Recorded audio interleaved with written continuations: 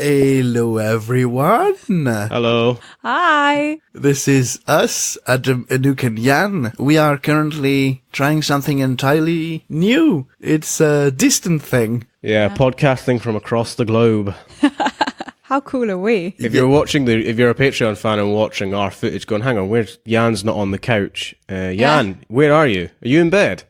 No, I'm actually sat in a place where I'm sure I can actually have the Empire State Building behind me. Ooh. Nice. Sort of. Oh, Very nice. jealous. Yeah. So I went to see, it took me some time. I didn't go see it on the day of release because I wanted to go experiment this Dolby Cinema, which I think here is the equivalent of the super screen. Ah, okay. Oh, lovely. And in the end, I went to see it in IMAX because the times were not working and everything. So today's about Avengers Endgame. And we're past spoiler gate of time of recording. Oh, no, we're not. It's Monday, but by the time this comes out, spoiler gate will be over, so... Yeah. But warning, if you haven't seen it yet, we will spoil it, so don't listen if you haven't seen the movie. Spoiler alert. Spoiler alert. As we talked about before in a previous episode about spoilers, this one is a definite. We will spoil this movie, so Definitely. just a heads up if you haven't seen it. Yes. Cool, we got that out of the way. Spoilers. So how many times have you seen it? Once. Oh, once. The fun story about us seeing it is that we saw it on Sunday last week, which is also the same day that the episode 3 of Game of Thrones came out. So we saw both Endgame and The Long Night in the same day, which was some day for like pinnacle moments of series. Yeah. And TV and cinema. Yeah. Yeah. That was quite intense day.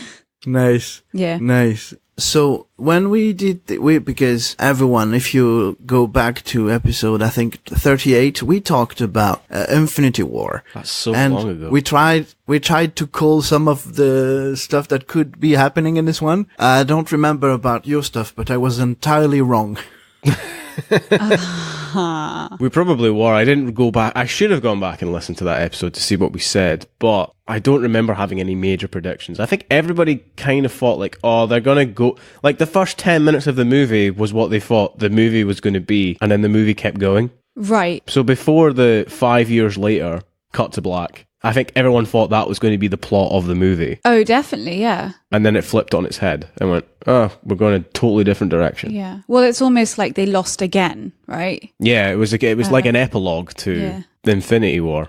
Yeah. Or a prologue to this story. Yeah. I felt that this one had a very strong 5-act sort of structure. Right. Okay. Go through them. Well, act prologue, because I'm thinking prologue, act 1, act 2, act 3, epilogue. That's why I'm thinking by 5-act structure. Right. I don't know if that is actually 5-act structure as you would define it. But I think that, because it's in 5 parts, I'm calling it 5-act structure. Okay. So prologue is before the 5 years later, the fallout, immediate resolution of Infinity War. Yeah. Act 1 is all hope is lost. We're trying to move on with life. Mm-hmm. Act 2 is going back in time and sorting all that stuff out. Act 3 is the final showdown with when Thanos comes to Earth. And then the epilogue is the Lord of the Rings ending. Right. Like saying good. Yeah. To be honest, I didn't analyze it that much. I was so baffled. You know, I get that too. I only got that because I've been away from it for that long. I was like, okay, so I can sit and think about it. But when you come out of the cinema, you're just like overwhelmed. I agree with that, totally. Yeah, a lot of information is given to you. I had a friend who had dinner with sometime before watching it who said, well, I didn't spoil it, but he said it was a nice rounded way to end a franchise, which it clearly is. Mm. Sure, definitely, yeah. And very satisfying. Yeah, because you also say goodbye, like at Stark's funeral. It's a huge spoiler. You have the different worlds kind of intersected in their own little families, right? Mm. And that's probably a really nice way of saying goodbye to each one as the camera pans through every single like different franchise, you know? Yeah. Like you have the Guardians of the Galaxy family together, and you have the Stark family together, etc. And Spider-Man. Yeah. So that was girl with the antenna. Sorry? The girl with the antenna. Yeah, I love her. Isn't she cool? Yeah. Yeah, she's a French actress. Oh, is she French? Huh? Yeah, something entirely unrelated, but it's we are far apart, as has been said at the start. So if you are able to do this next thing I'm about to ask you to do without moving stuff around that much, I left you some presents. Actually, if you're seated as you're usually seated under the sofa, there are some stuff for you. All right, let's go have a look. Yeah. Okay, I love it. Very nice. That's great. Oh, you got Pennyworth. You got Alfred Pennyworth. Pennyworth. Yes. Yeah, they're doing a series, by the way. Yeah. Who? Pennyworth? Oh, really? I've seen a trailer in the cinema before Endgame, yeah. Oh, wow. Oh, I think I've seen that trailer. Yeah. Oh, I forgot about that. This is very cool. Thanks, Jan. I got the Amanda Ripley with the compression suit on from Alien Isolation. Oh, your That's very favourite. cool. That's very cool. More decorations for our set. So, I Thank you just very much, like yeah. Game of Thrones. No worries. Sorry. just Just liked like it. Game of Thrones, I avoided, Oh, you've avoided obviously, it. spoilers, but I didn't watch, I think, maybe the teaser trailer a year ago. So I was entirely, I came into Endgame entirely virgin. Right, okay. Okay. Yeah. I mean, us too. Having right? seen I saw a couple of the trailers, but they gave nothing. The trailers really were like, oh, by the way, here's two characters that you kind of assumed are alive, or you didn't know about, and they're like, they're alive. That was about it. It was, you saw a shot of not Hawkeye. That's is it Hawkeye? I don't know. It's Hawkeye. Yeah. Barton? Yeah. Yeah. I was getting confused between Arrow, the the DC one. That's the bow and arrow. I was trying to remember who's who. Yeah, Hawkeye and Ant-Man. You see both of them in the trailers, Oh, right. Yeah. but apart from that, you don't get anything else. Okay. So those two. Valkyrie's back. Oh yeah. Yes. With her Pegasus. Yeah. How the hell did the Pegasus survive the snap? Oh no, that's at the end. So it's been reversed. So Yeah. score that out. Yeah.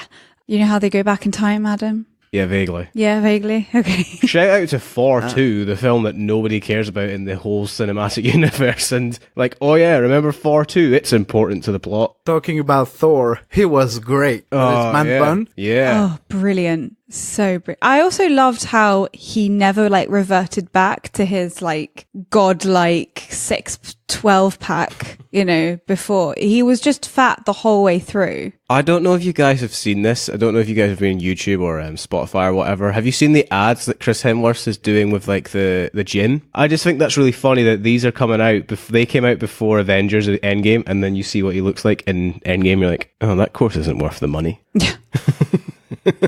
Yeah. I mean, it was so beautifully done as well. That scene where they see Thor for the first time in a while. With Korg and Meek. Yes. They have a little comeback.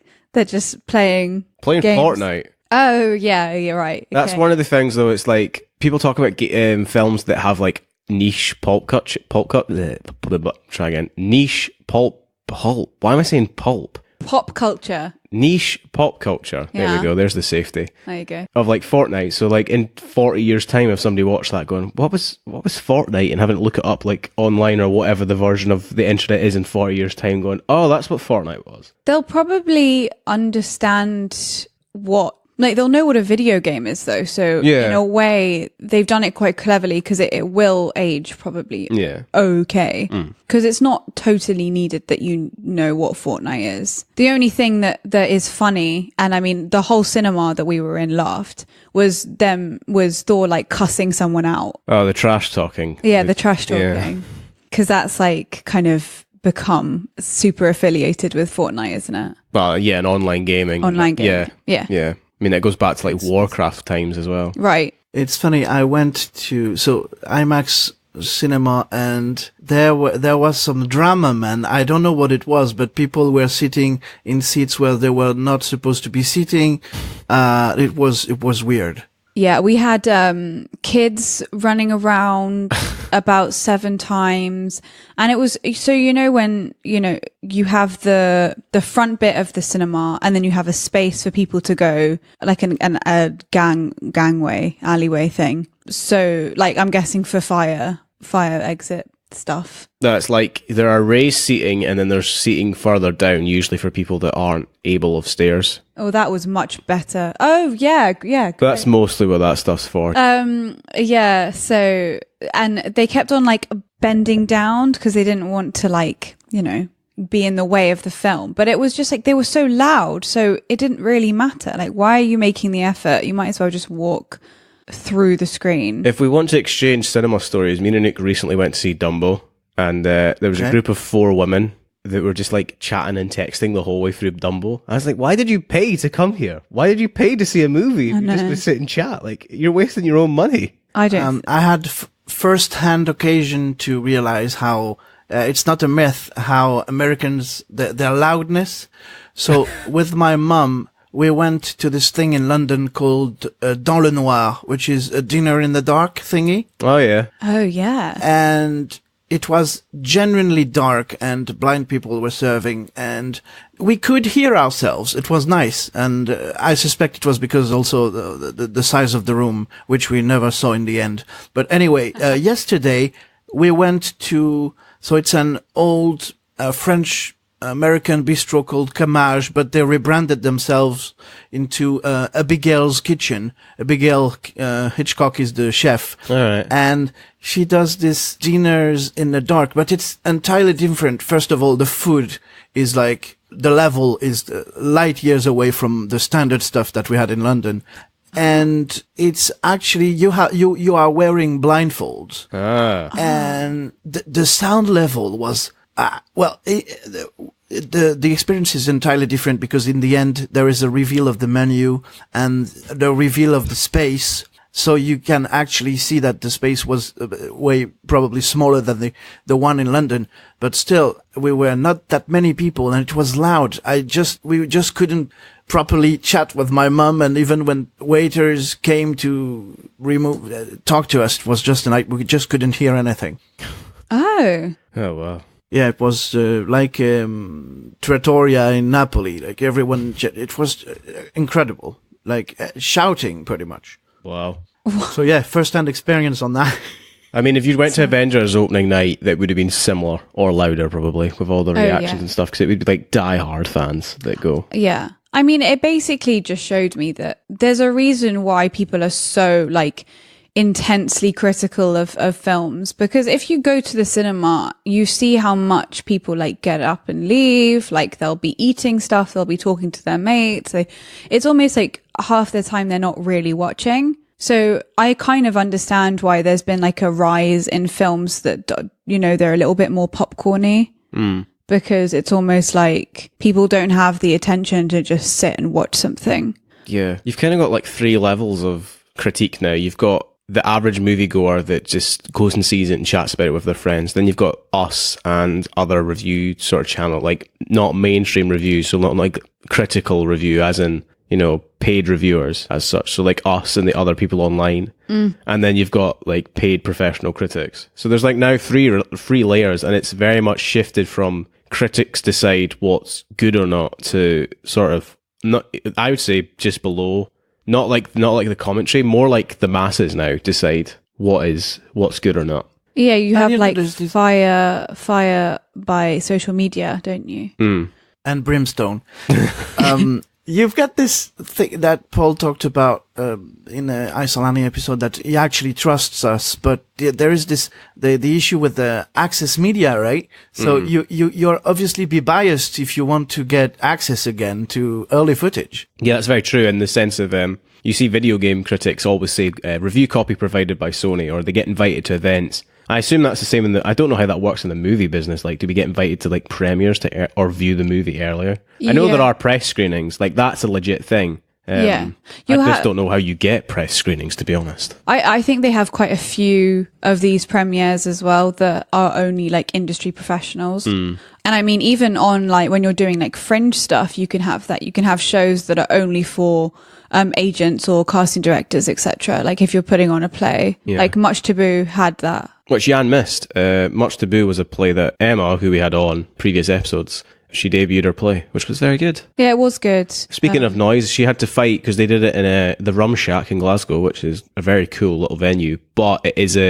is a pub. So there's a lot of clattering and banging of plates and so on and forth that you have to battle against. So another relevant, noisy atmosphere. Noisy atmosphere. Noisy atmosphere reference. Yeah. Well, so they had a night where it wasn't for the public. So I'm sure that something on that, Avengers scale will definitely have people, a few releases that aren't for the public. So yeah, I mean, I've heard that box office wise, it's doing incredibly well. Yeah, it's smashing it. Yeah. Yeah, it passed the billion mark on the first weekend or something. It was just like, okay. Wow.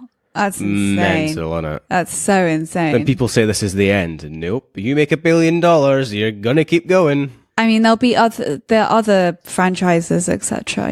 Well, the thing is, as well, going into this, to bring us back into the movie, is we already knew that there were movies coming out after. That's the thing about the way that Marvel and Disney now work, is they have like these big events where they reveal their plans, like their franchise plan. So we've just ended phase 3, but we already know we're getting Spider-Man and we're getting another Black Panther movie. And there's one other, I think there is another one in the works, but I don't know if we know about it yet. But we do know that this is not the end. Oh, and the streaming service that Disney have, we're getting a Loki spin-off, aren't we? That's the other thing. Oh, yeah, definitely. Yeah. Yeah, it's funny. So you talked about one of the acts being like the Lord of the Rings. Well, the filming was peculiar. Everything was filmed at once, just like the Lord of the Rings thing. Oh, wow. Yeah, so they filmed these back to back. So, and near enough in a whole production scale of one, not like no stops, which is amazing, which is crazy. Like you watch stuff like Lord of the Rings, you're like, they shot that all in like 18 months. I mean, if you think about the kind of actors that are involved, they probably have so many other films and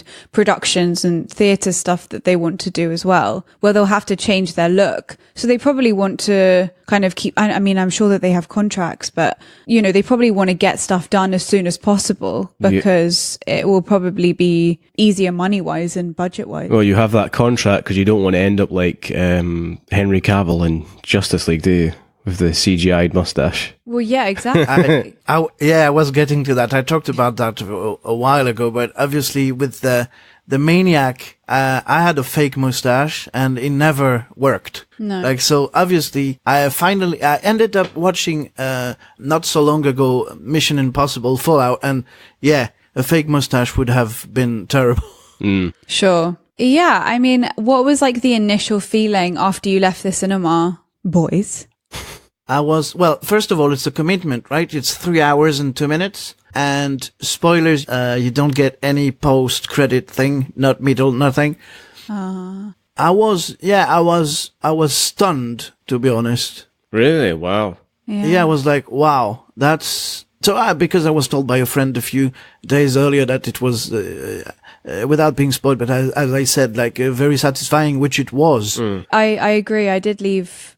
Stunned is a good word because I felt almost like exhausted afterwards, like, because there's quite a lot of information that goes in, right? Because you have all of these like different families or different stories coming together.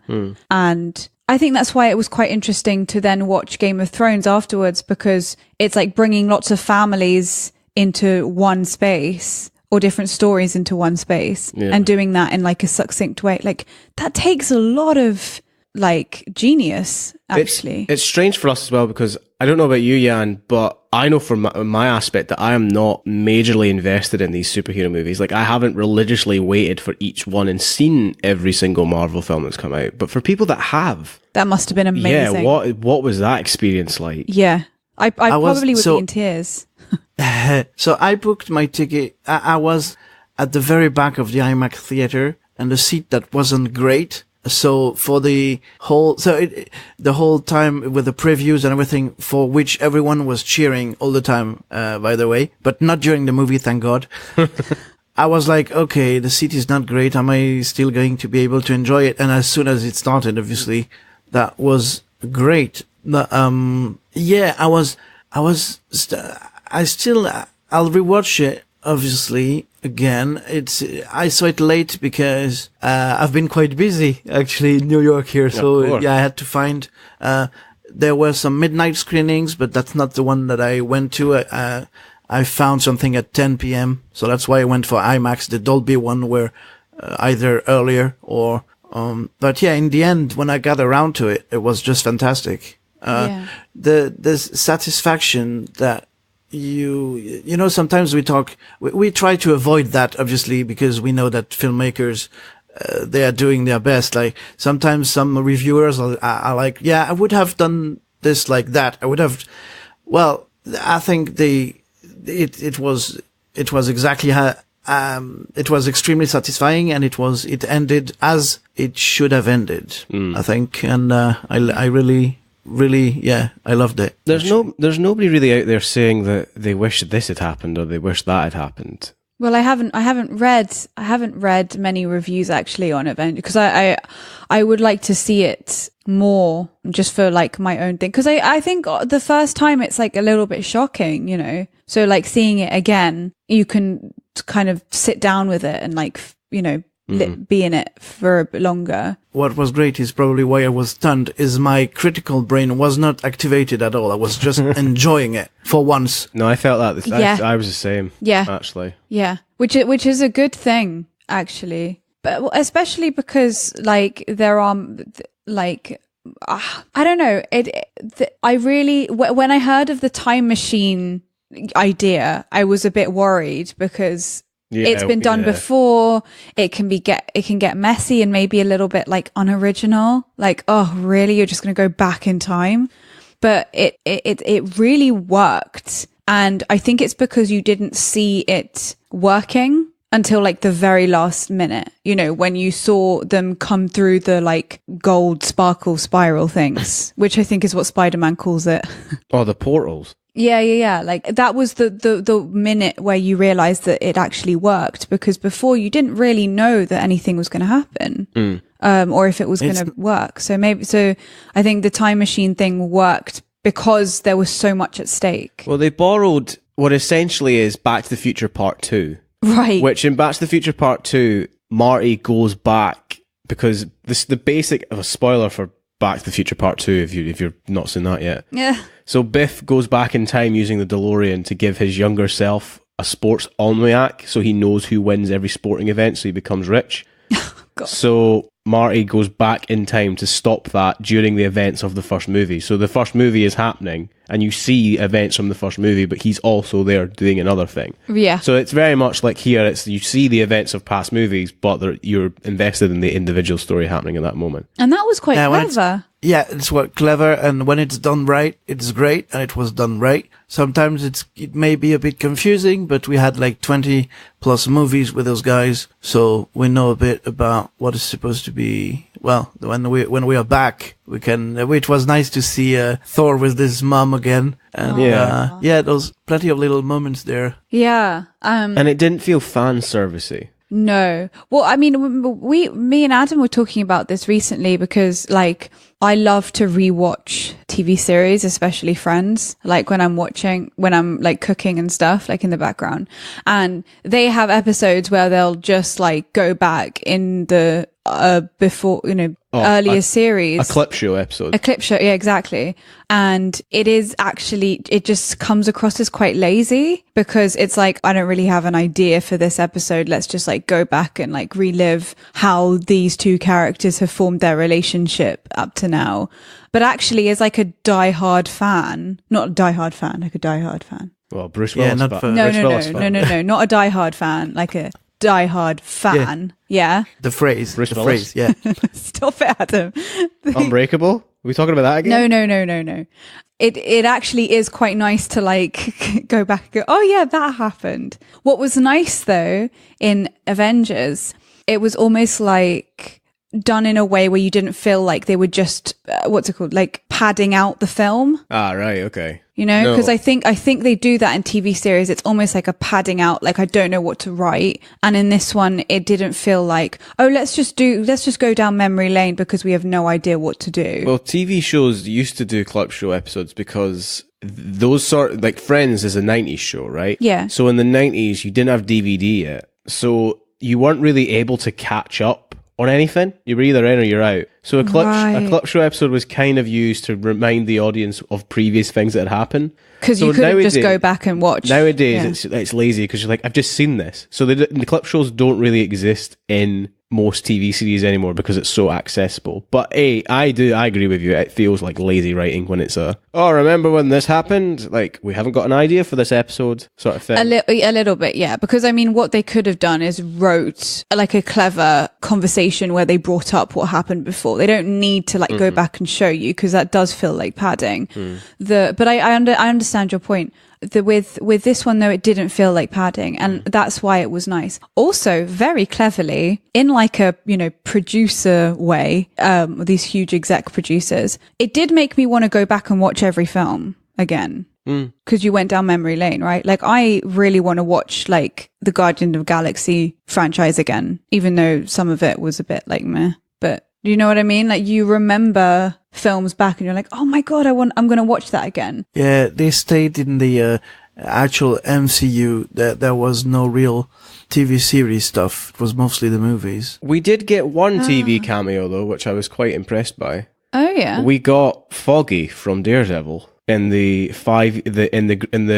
group. In the counselling group. Really? Yeah, Foggy was there. There was a one-off shot where Foggy appeared. He was one of the members of that group. I remember you like nudging me, and I didn't know what you were nudging me for. Because I thought they were going to go back on him, but they honestly didn't. He was there for a second, 5 seconds max. It was Captain America in the like community. Yeah, the guy had just been on a date, and he was like, "We cried," and then it did cut to the people listening, and one of them is Foggy from Daredevil, which was impressive. I was like, of all the people they were going to use from the TV series, they went for Foggy. I'm like, that's pretty cool. That's very cool. Because that also explained that Daredevil and people like that were probably affected as well. Because that's probably why he was upset, because he lost his best friend. Oh God, how awful. So it was a clever way of explaining out the TV series world from the movie. Because I did, as much as when everyone comes through the portal and they even acknowledge going, is that everyone? It's like, well, yes. Essentially, so we're not bringing anyone else. You were like, come on, let's see the X-Men. Yeah.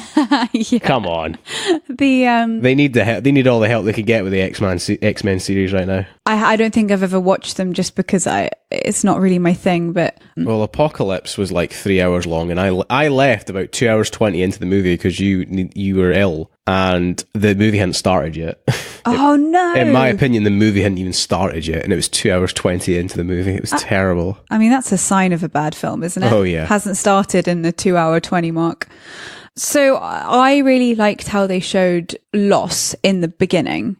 I think that was very clever, because it could have been like ham-fisted. It could have been like unoriginal. Because, I mean, loss and grief has been done in nearly every single film known to man, right? But I thought that was quite cleverly done. Maybe even with like the color palette of it.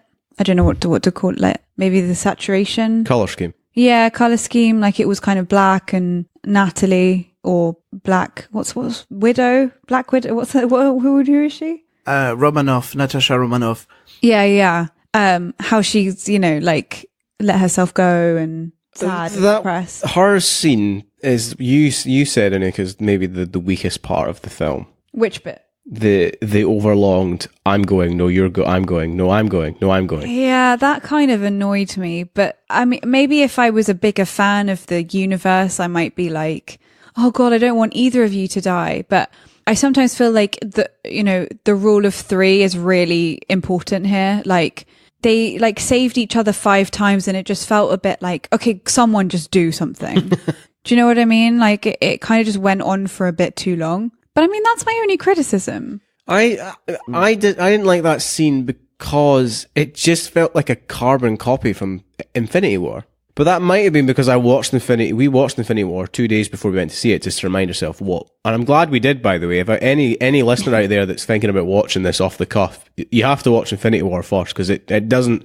There's no recap. It's like, right, we're off, which I liked. I really did like that about the film. Yeah. It's like, okay, this is another one. Just here, no, sorry, not another one. It's like another adventure, but we're not recapping what happened in the last one. Like, like, right, we're off. No, you don't need a recap. I mean, they also knew that everyone would like totally be on board. Like, they have insane fans. So yeah, I just wish that, I don't know, because they obviously had to get that stone, and that's the only way they can do it. I don't know, but that would be my only criticism, that because there's 2 scenes like that already in both of these films, that the second one is less impactful because you've already experienced the emotion the first time round. I think it was nice to balance it out. Like, people have to die to bring back the dead, right? Like, because you need stakes. Like, you always need stakes. Unless you're vegan.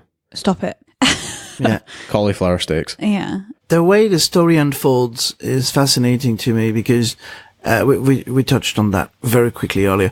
But you start and it really quickly it sounds like, well, okay, they will not try to solve this. It's in the past now. They have to live with it. Yeah. The actual there is this time thing that it takes. I don't remember what the timing is, but it's not right away that is the thing that will solve everything. You have some time to like, oh wow, 5 years later, okay, that's interesting. I did not see that coming. Yeah.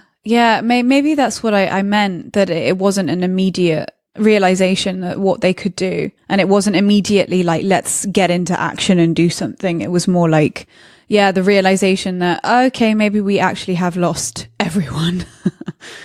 Maybe the Tony's realization that time travel is possible was a bit too quick. Like Steph at the end of an Apocalypse, boom, solve the thing.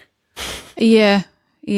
It was like, oh, now I have an idea. And that night it was like, oh, actually this is possible. It's like, really? You never were able to do this? I think if they hadn't done that though, I wouldn't have really found it interesting of the Avengers trying to convince Tony Stark to like, come on, we need to do the time travel. Like, that story's been done before. Right. They convince the person to do the dangerous thing sort of story. Mm-hmm. So I'm glad they kind of skipped over that, because I don't think it needed that in there as well. With everything else going on, I don't think we needed a subplot of convince Tony to go back in time.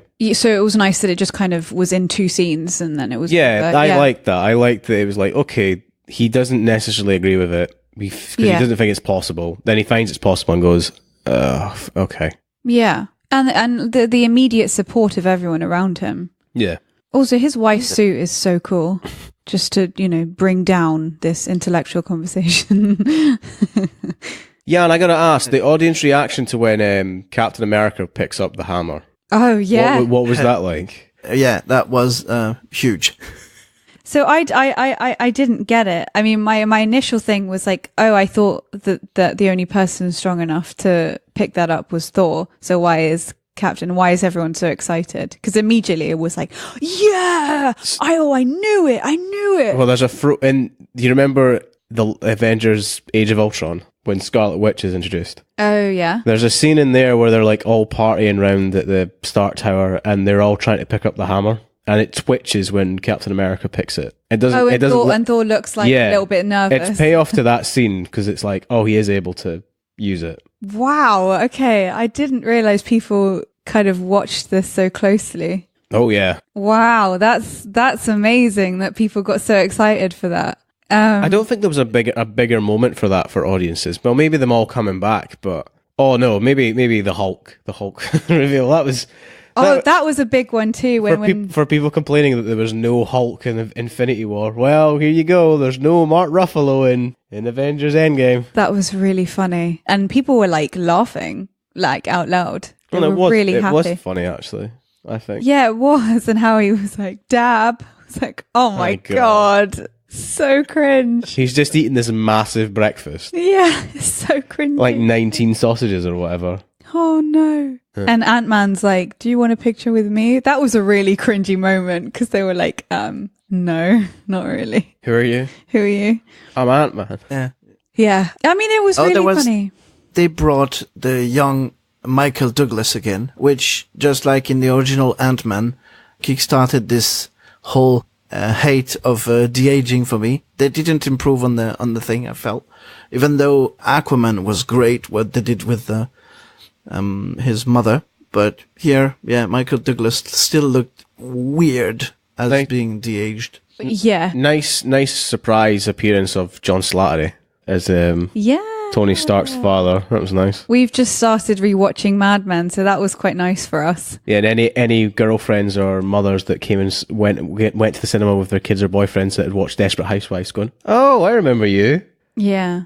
Slattery's not in it. Yeah, he is, isn't he? John Slattery's in Desperate Housewives, isn't he? I don't think so. No, that's You're talking about Duck. That's the other guy in Mad Men. Sorry, my mistake. Yeah, that's Duck. Duck Phillips is in Desperate Housewives. I could have swore John Slattery was in Desperate Housewives. He might be. He's got a very Desperate Housewife look, doesn't he? That silver fox look. If you're watching the video of this episode, I have the feeling that my phone is slowly slipping. So it's slowly falling over.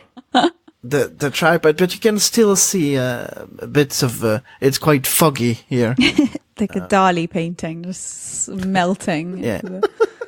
An artistic episode of The Good, the Bad, and the Quite Disciplined a Standard. cultural reference I know, for you guys. But our listener base are obviously Dali fans. Yeah. No, but I'm quite happy that I found the time to go see it, so we could actually record this while I was away and still in New York, which is good. So the ending of the MCU, I've witnessed that in the country where it started. So that's tick. Did you enjoy a bucket of Coke or a bucket of popcorn with this movie, Jan? No, but there were plenty on the floor, and I ended up with weird stuff under my shoes. When we went to see, funnily enough, with the It present that Anuka's got, we went to see It when we went to America. We went to America in 2017?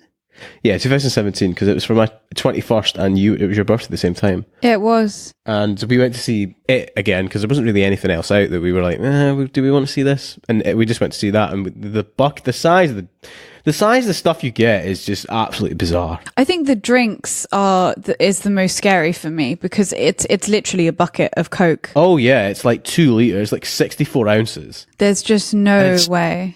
Cheaper than water. It is bizarre. It is bizarre, and especially because it's got like corn syrup in it, which we don't have over here, so it's even more sickly. Yeah. No, it's way more too sweeter. much. It's too much. I really had the time of my life filming in 360.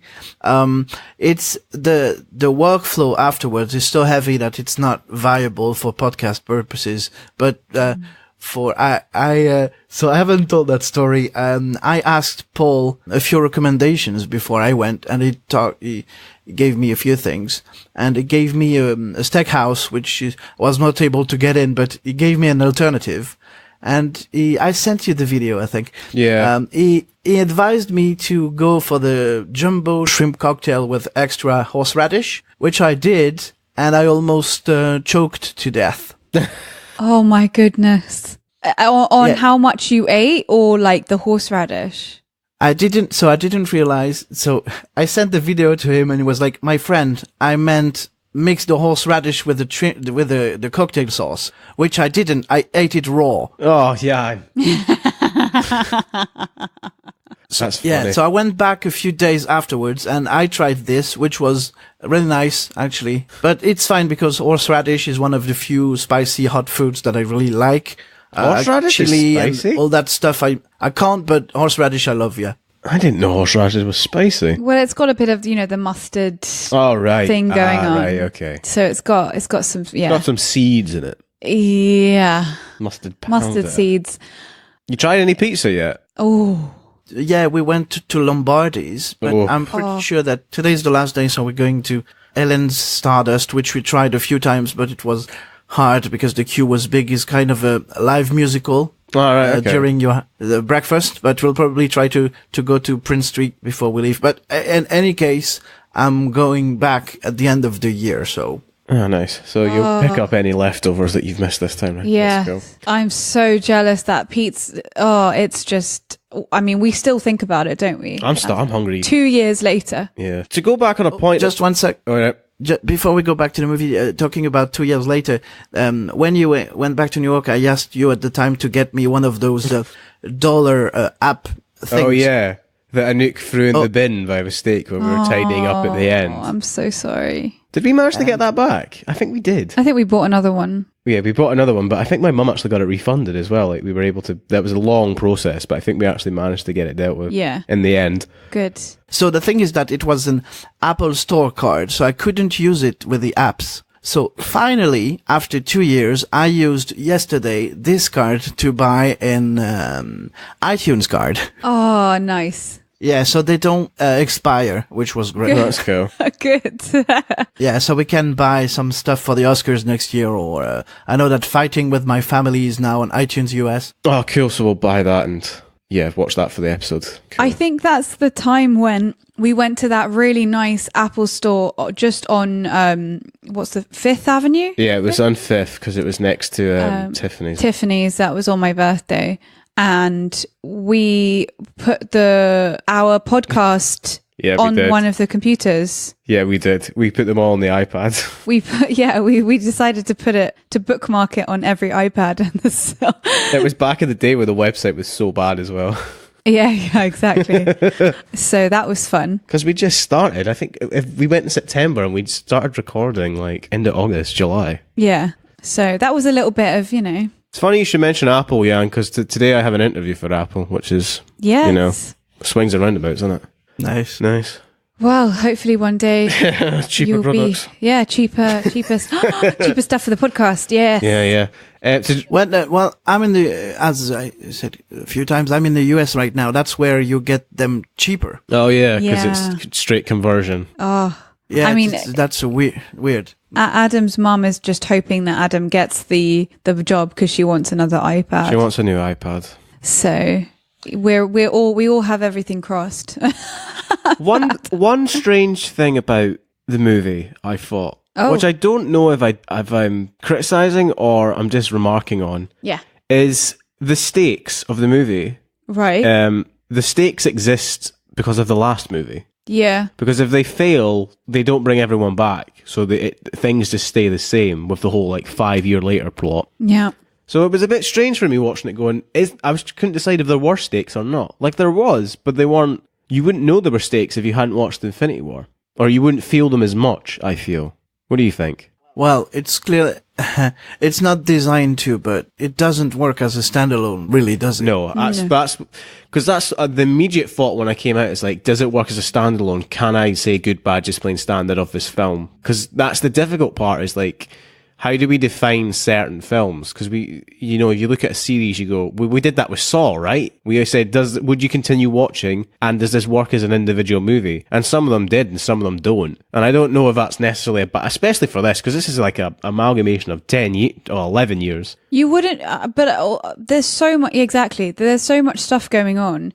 There's no way that you could pull off a film that you could just watch and you had no idea about other stuff. That's because true. Also this is an ending. Yeah. So if people wanted to watch this film, it would have to have some context. That's very true, actually. Which I think is okay, because if that's what a film, if it was this film only, it would be a bit this isn't good on its own, but it's part of a thing. So I think that's not a bad thing. And I think that's maybe why I think Infinity War's the better movie. I kind of agree with you. I think Infinity War's the better of the two. I think Endgame is spectacular and it's an amazing payoff. But if you ask me which one would I rather watch, I think I would say Infinity War. Yeah, me too. What about you, Jan? Yeah, well, as we said in the episode back in the time, so we get the clear protagonist, Thanos at the time. It's a less clearer who's the protagonist is in this story. Yeah, I felt that too. I said to Anouk, who's the protagonist? Who's the story? Is it Iron Man's story because of what happens in the end? Is it Captain America's story with what happens in the end? Because there are so many endings and so many rounding offs of what happens to characters, it's hard to say who their one protagonist is. It's almost like in this case it's good versus evil. It's as vague a concept as that of who the protagonist is, the good guys versus the bad guys. Yeah. Because the other thing with the stakes is that Thanos doesn't really find out what they're up till about halfway through the movie. Because they kill him in the start of the movie, and then the past version of him finds out what they're up to. Well, I mean, people always had this thing of Avengers and Black Panther, the two villains of those films, people could see why they would come to that point. Rather than it being you're just evil, the Joker is just completely evil, right? These two, you could kind of understand how you can get to the point where you could be a Thanos or you could be a, what's his name? Killmonger. Yeah, exactly. So it kind of makes it more interesting because it is about good and evil, but it's also about not everything's black and white. Okay. Not that you think Thanos is a good guy, but just because he had good intentions. He's like an onion. He's an onion. He's got layers. He does. Yeah. Maybe that's what it meant. It's interesting how it evolves into him genuinely wanting to save the world by getting rid of half the population, but then realizing, again, massive spoilers, it doesn't work. So in the end, it's just erase everything and start an entirely new one. Yeah, that whole thing of like when you think, oh, he's happily sitting back in an armchair, like chilling out. He's like, nah, it's not great. And then he appears later in the film with the whole, I'm going to destroy everything. It's like, okay, so you're back to being just a destroying villain again. Yeah, because he knows that what he's doing is the right thing to do. It doesn't mean that it's going to be all shiny and brilliant. It just means that it's almost like the world needs to start again. Like this is we've fucked it all up. We need to do it again, and this is the way to do it. Just kill half of, and also it's random, so he sees it as a mercy. It's not like he's just saying, you and you need to die. It's like, it's random. I mean, it's like maybe good and evil is so our Avengers Infinity War episode was way longer because we had a guest on. Did we leave stuff out? Do you have like some dying point you want to get in before we? Well, Nick was really excited to see all the female protagonists because it was very much it's doing the same beat that they did in Infinity War when it was Black Widow. I can't remember the character's name. The best friend of Black Panther and Danai Gurira, the general. Yeah, the general. Yeah. But this time it was like loads of people. Like it was a fair amount of folk. Well, I feel like with quite a lot of crazy toxic feminism going on, I quite liked the subtle feminism of this play. It's just like, you know what? We'll just have like a small scene where there are just all the women just showing that, we see you. Do you know what I mean? Mm. And they're all together. And it wasn't like in your face. It wasn't like, choke on this feminism.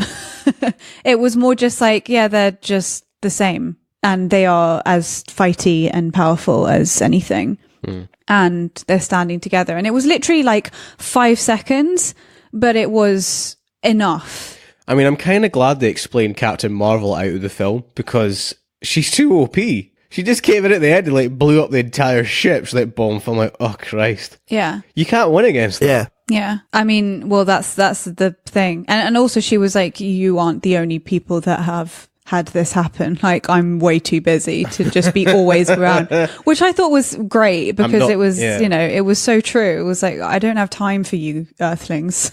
Like, you guys have already got the Avengers. You're fine. I'm off to deal with all the other places that don't have the Avengers. Exactly. Did you feel the Tony Stark death was cathartic then? Because it's like the beginning, like with Iron Man, and he's like the head of the pack and he has to die. It was almost like a well-rounded, like, did it feel good? Well, it's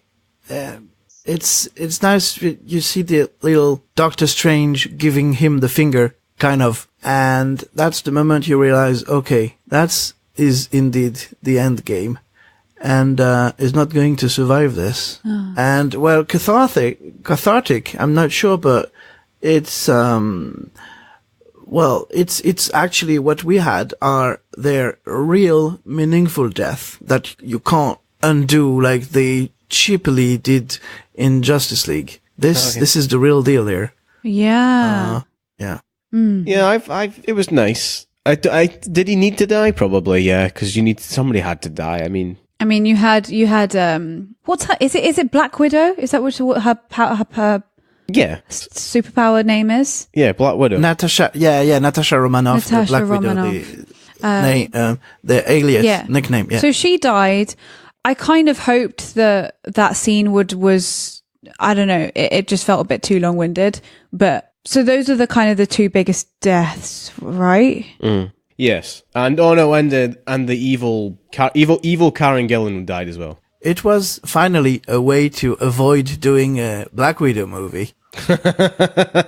Right. Because everyone's complaining like, Captain Marvel, okay, but we had Black Widow this whole time. But apparently they are doing a Black Widow movie. Probably. I mean, I wouldn't be surprised if they were going to do yeah. Well, look at the whole 5 years they can play with. It's like, oh yeah, we could do one in the middle of there. Yeah, I feel like money is too much of a big thing to care about timelines. This is the funny thing as well, especially with it being this time of, this time in history, i.e. The aftermaths of what's happened in Game of Thrones. Yeah, and have you seen that yet? Which one? The latest episode of Game of Thrones? Yes, I have, and it's funny because I didn't remember that, I think it was 6 months ago, I gave the box set to my mum and I said, watch this. And so I was like... Did you watch? I watched it, but I was like, oh, there's this thing that finally concludes. And she was giving me stuff from the previous season. I was like, oh yeah, right. I you know about this series. So I watched, I'm up to date. I think I'm one of the few people that enjoyed. I thought it was amazing. I really enjoyed it. I mean, I understand completely because we've listened to a lot of rants and reviews and saying that it was terrible and they didn't feel like it was fair. And I totally get where they're coming from, but we watched it again after it, and just watching it, I felt good. So as much as I understand the anger, I can't then say I hate it because I enjoyed it when I watched it. Yeah, I mean, look at Endgame. It's like we only see 2 characters off. Yeah, and so even if you're looking, it's like it's unrealistic. It's like look at Endgame. They were against Thanos, and only 2 of them died. I think it mostly is just because they wanted the Night King to have a bigger payoff, and they probably wanted to see Jon more. Yeah, there's things in Game of Thrones. I super appreciate the amount of scale that went into making that episode, and the way I've never felt how I felt watching that episode. Like the suspense and tension. The first 15 minutes, I tweeted this to Alan, actually, who we had on. The first 15 minutes to me felt like Dallas in the Vent. Right. With you don't know if it's going to get him or not. Yeah. Like it felt that tense. That was an Alien reference, by the way, guys. Of course it was. It's me, innit? I realised saying it's like, oh, there's only 2 deaths in Endgame and there's totally different, realities. One's a superhero movie, one's a fantasy world based in reality. So I know that's an unfair reference, so that'll probably come out as well. I think also you need to stay true to how you felt as a person watching something. Like as soon as you leave a place, as much as you can nitpick afterwards and say, oh, actually, maybe there were things that were wrong with it. Did you enjoy it while you were watching it? Well, surely you should remember that. Yeah. It's funny because these 2 things that you have chances to be spoiled at the moment in the US. And I went to see Drunk Shakespeare a few days ago. And the guy who was drunk, there are some challenges in the middle. And one was to do a Shakespearean monologue. And the guy was like, okay, I'm doing the Caesar one, but this is my favorite one. So if anyone speaks over me, I'll spoil Endgame for everyone in the room. Oh, I mean, that's quite a good thing to, have over people's heads, isn't it? Yeah. Yeah, I think that. Yeah. I think we're there. Can we go straight into the rating? Yeah, sure. So, definitely. Guys, was Endgame good, bad, or just plain standard? Jan? It was good, man. Wow. It was everything that I was not expecting it to be. So I love that. Mm-hmm. And, it will go down in history as something special, I think. Yeah. Definitely. Anik? I agree. I thought it was a really high good. I actually really want to watch it again. And with Infinity War, I'll just watch those 2 films over and over again. Mm. And I love how they fit together. Yeah. I think I'll be thinking about this film for a while, and it will. I agree with both of you. It's a strong good. It's a strong good. Yeah. Awesome. I have a few shout outs. Go for it. Shout out. So I'll start by blowing my own horn quickly.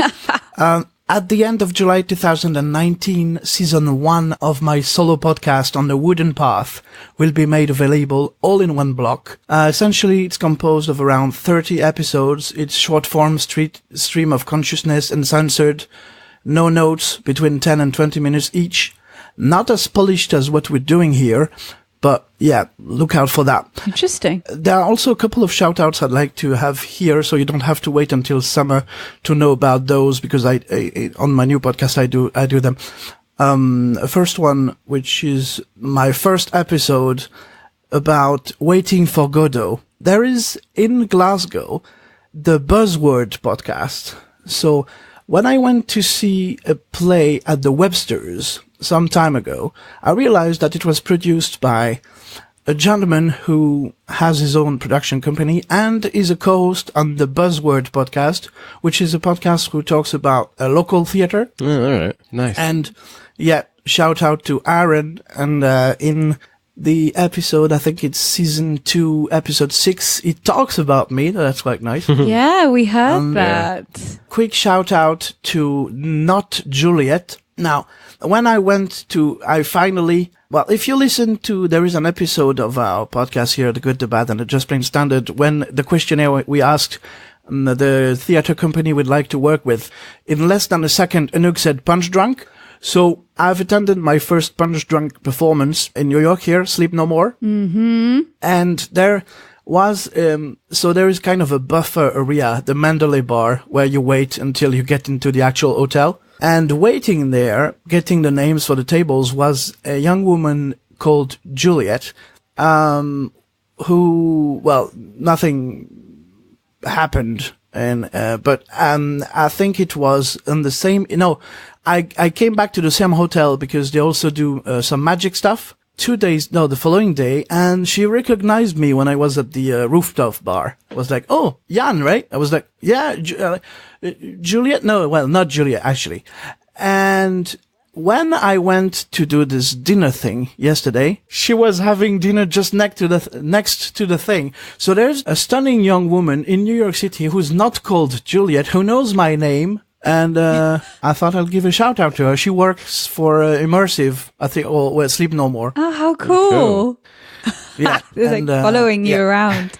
That's so nice. And a shout out to Drunk Shakespeare. Oh. It's what came first was Shitface Shakespeare.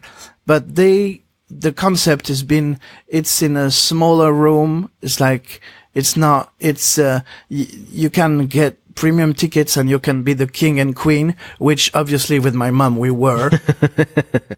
Well, I was the king and she was the queen mother. And a few things that are great compared to Shitface Shakespeare. I explained all that in the on the Wooden Path episode, but mainly one thing that was great, you can actually film the whole thing, like recorders, everything is like encouraged, which was awesome. And that was me done for the shout outs. I'm still in London for a few hours, and then we're flying back to Frankfurt and then Marseille again in a few hours. Oh wow, busy, Jan. Yeah, and then Morocco. Oh yeah, back to Oh yeah, jet setting all across the globe. You'll get some interesting information from there. A little note at the end of this, it'll either be out or I'm still thinking about it. I'm possibly going to produce a one-off episode about my experience at a recent casting, just to explain to some younger actors that are self-represented what goes down. Because I had no idea what actually happens at these things, and I just completed my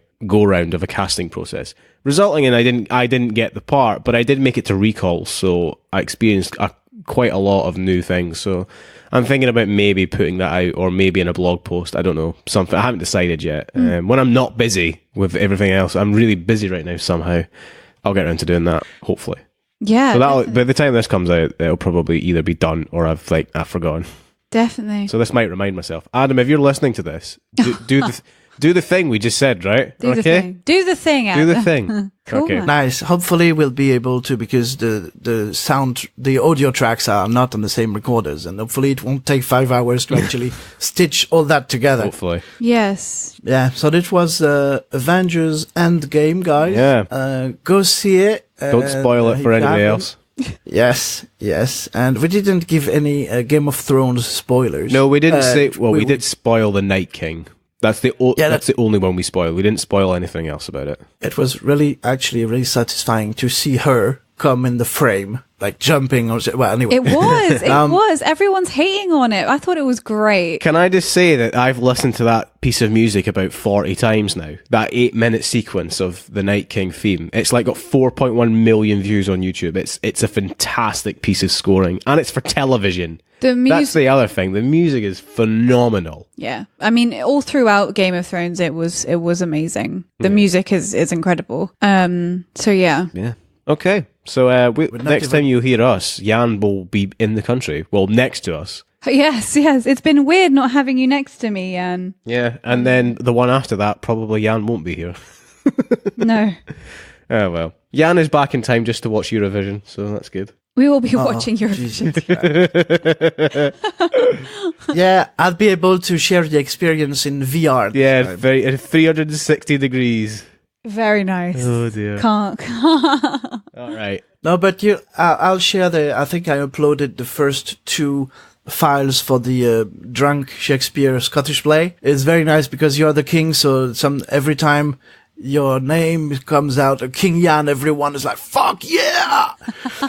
Oh dear. Yeah, it was goodness. awesome. Okay. Yeah. Okay. So we were. Everyone, thank you again for listening. I have no idea where we are in the numbers. Oh, yeah, who knows? Who knows?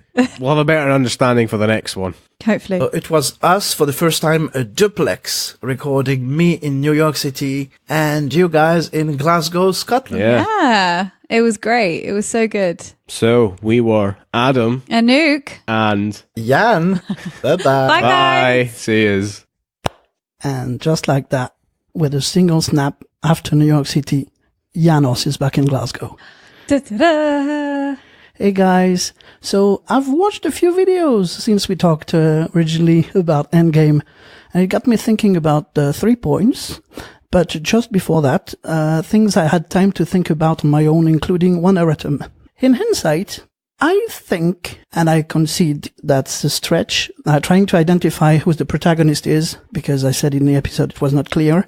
I'm starting to wonder if the universe might not be Endgame's protagonist. What, you mean the Marvel Cinematic Universe is the protagonist? The universe. Like, and the as we know it. In the thing. Right. Oh, yeah. How do you mean? But because that's what evolves the most, I think. Does it? Well, I guess it does have a journey. There's a point in that. That's an interesting thought. A protagonist that doesn't have any lines. That isn't a character either. Interesting. That doesn't have a consciousness. Oh, have you ever seen the autopsy of Jane Doe? No. Okay, I think the protagonist is her. So the corpse on the table all the way through the film. If she's not, then the film is nonsensical. Okay. Also, I said it was weird that Tony Stark suddenly figured out the time travel in 20 seconds. Thinking about it afterwards, he probably was thinking about it for 5 years, and then he got the clue, and then so I was like, that's a bit convenient to have him. Yeah, definitely. I think what was probably happening was that he got like the last puzzle piece and was like, oh, okay, this makes a whole picture. Also, my brother did not see or hear about Captain Marvel before Endgame, so he was a bit shocked and entirely confused when she appeared. Yes. I mean, I haven't seen the movies either, but I knew about her. One cool thing, the Hail Hydra that happens in the film, that was a bit of a fans annoyed when this happened in the comics. So it was nice that they actually brought that back in the film, I thought. Cool. Something that was interesting, I never noticed because I think I missed it, but some people were wondering why. So at the start, Tony is struggling he has no power to power the ship in the space, but you would wonder, but you have that reactor right in your chest, right? Actually, he doesn't. It was removed at the end of, I think, Iron Man 2. So now it's just a bank of nanobots in that thing. It's no longer a reactor. That's logical. Oh, okay. So that makes sense. Also, some people were wondering why the whole time travel thing, because if you listen exactly to that little exchange I'm going to do for you there, Natasha asks, where are the stones? Thanos says, gone, reduced to atoms. Bruce Banner, you used them 2 days ago. Thanos, I used the stones to destroy the stones. If you listen carefully to what the Ancient One says at some point in the movie, she says that the timeline to actually function needs the stones, so you cannot destroy the stones, pretty much. So when he said reduced to atoms, he just said that they were available there in the quantum realm all along. So they could have just basically went there and tried to find them there. Oh. Yeah. Oh, that is so weird, timey-wimey. You've blown Adam's mind, I think. Also, while we are on cinematic universes, you well know that the Dark Universe was born out and died with the Mummy, which now means that there is one more movie in the Iron Sky universe than there is in the Universal's franchise. And that's great. You know what the Iron Sky is? No. So it's a 2012 documentary showing how Nazis never disappeared, but have been organizing their return from the dark side of the moon all that time. Oh, yeah, definitely. Yeah, and the second movie was just released. That's 2. Oh, sounds great. Oh, yeah. I met an opinionated lady today at Burger King. While I was waiting for the time to go to Back to the Future, the concert, seeing my Winter is Coming t-shirt, she wanted to have confirmation that episode 6 of season 8 of Game of Thrones was disgraceful. And while we're at it, we've spoiled some Game of Thrones season 8 earlier in that episode. So any final impressions after the finale? I'd rather talk about it in in a long format than just sum up in a pickup. But I am at the end. I am happy where we are at the end. How we get there's a different story.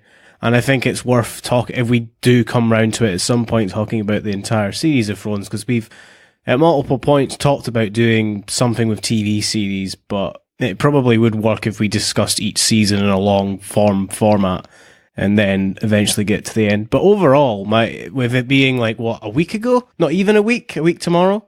I mean, I'm happy how it ended. I actually tweeted, ironically, before it started, I said, would season 8 of Game of Thrones be this generation's The Sopranos? And ironically, it kind of is, because when The Sopranos first came out, everyone either hates or loves the ending of The Sopranos, which I won't spoil for anybody. But I feel people are very much the same about this. Either they hate how it ends, the actual content, or they like how it ends the content and aren't happy how it got there, or multiple forms of either hating or disliking it. But I'm in the camp of I like what we got, not necessarily how we got there. Yeah, I think there are a few things that I would have done differently and that I wanted different. But yeah, I also think that we should look at the whole Game of Thrones rather than maybe focus on a few episodes that we don't like, and just remember that because this just happened, everyone's like, this is so terrible, they've ruined it. They really haven't. In terms of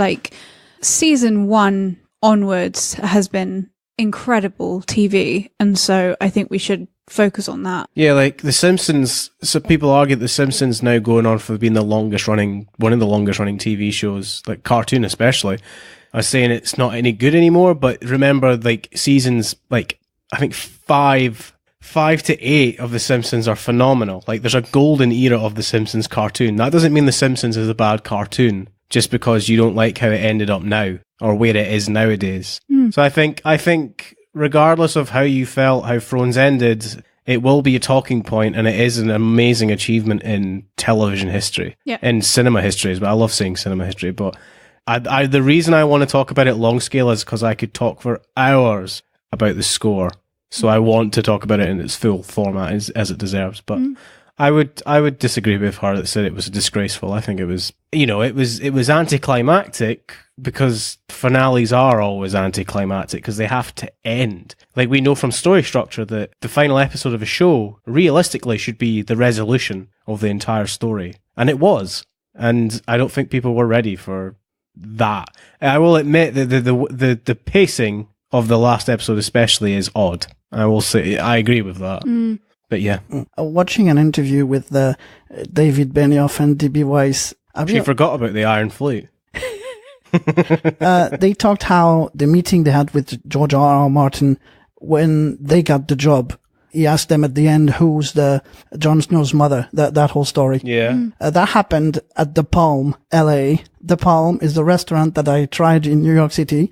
I wanted to go to Peter Luger, but it was so busy, it was not possible. So Paul advised another one, and that's the restaurant where I had the extra horseradish jumbo shrimp cocktail. I'll put the video somewhere in VR, 360 degrees, glorious degrees. You can see me committing suicide on that video with horseradish. Yeah, because I didn't have that many instructions, so I just went for the whole, well, yeah, you can see that in the video. In terms of Avengers again and clickbait. Yeah, there were some titles not so long ago claiming that John Wick 3 beat Avengers. That's when you read what's inside of your sleeve. Oh no, it's just because that's that week. But anyway. Total clickbait. Eurovision. Thank God I've missed it. Oh, yes. It was long. It was long, and of course United Kingdom was beaten to a pulp. 16 points out of God knows how many. Like 400. Well, it was 12. You get maximum is 12 times 41 was the judges, and then it's 12 times, I think, 41 again, because you get the entire public vote is the same way. So it's a huge number. And the UK got 13. Yep. Combined. No, 16 combined. Yeah. Okay, and one last thing before we leave you to the end of the endgame space. The library bard. So Bonnie and Xander launched a Kickstarter not so long ago. When you listen to this, it will be over, but they wanted 18 grand. They just surpassed 25. Yeah, I saw that. They smashed Amazing. it, yeah. That's amazing. Yeah. That's really cool. It's Bombarded is the name of the new album. So the Library Bard's new album, Bombarded. If you can have a look, but it would be closed anyway, but it's always neat to have a history, just in case. Let me see. Yeah. Oh, and that, so if they ever surpass 30 grand, the stretch goal is Bonnie and Xander get matching tattoos. Live streamed. Oh, wow. Do they know what the tattoos are yet? I would assume it would be the band logo, probably, right? Something like that. They have a poll on the. Don't have a poll. Oh, no. No, but I mean, Voting McBoatface. Yeah. no, in terms of what the options, but Right, okay. It's not like you vote. it's a band logo for now, yeah. That's awesome. Oh, God. Well, sending good vibes into the universe. All right, Coachella. So that will be added. This is just before you had. I mean, this is somewhere.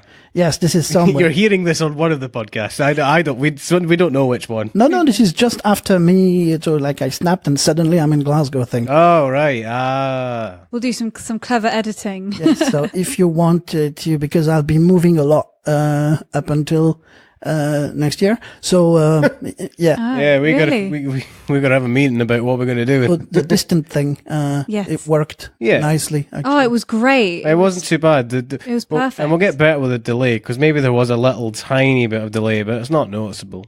I mean, for us, because of the comparison to what we do like now, because we're on the couch. Right. But that went well. So we can kind of keep being consistent with our episodes, and I think it's all becoming a bit more streamlined. Slowly but surely. Slowly but surely.